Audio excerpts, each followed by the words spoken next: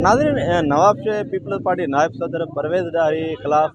बांधी जो रहा मरी बिरादरी मुख्तलिफ बिरादरी इंदा एहतजाजा खनगा ब्याह जे पोला खनु छा कुछ बास टेम आगे तो एक हफ्ता है भी था ये बासर वडेरा है आइया मा नी मई उसी ओबारी सावड़िया चे इलेक्शन कटाए तो दादा आवदी नोखे ओदात को हम ये गैर इस्तेमाल को मर्शी मारा मरियानी बुरोहियानी उजड़ानी गरीब मिस्किन अमन 2 एकड़ जमीन अमन 2 एकड़ जमीन अवानी कब्जा करने कोशिश करने और कुछ मना 30 किलोमीटर फासला अंदर जो बिट्टा 7 फुट है या 50 फुट है मां आबाद करना मना हम देता बाकी शहर जो अर्जी आपस है हम कट्टे खैर कोई मसला है नहीं मां कबूल न करूं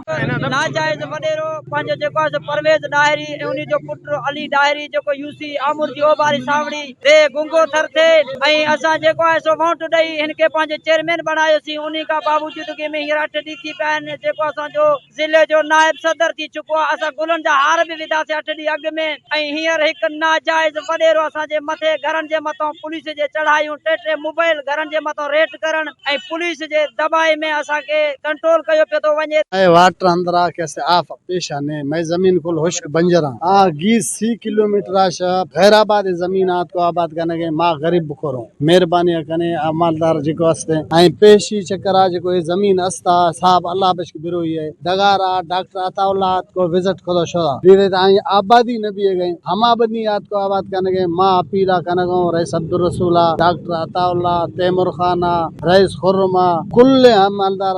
अपीला कने गो मेहरबानी कने हमें जो बीमारी हस्ते मैं वाटर कशती मार हमेशा जरूरत ने मां गरीब बुखो बरो मैं ये मौके हमेशा कि मैं वाटर जगह को गैर कानूनी वाटर दरख्त इस पर दायरी कशी नहीं ना मैं हमारे खातिर कातेदार कुल एहतजाज खुदा जी नाज़रीन ऐसे हमारे के हमेशा मुकफ है तो मैं जो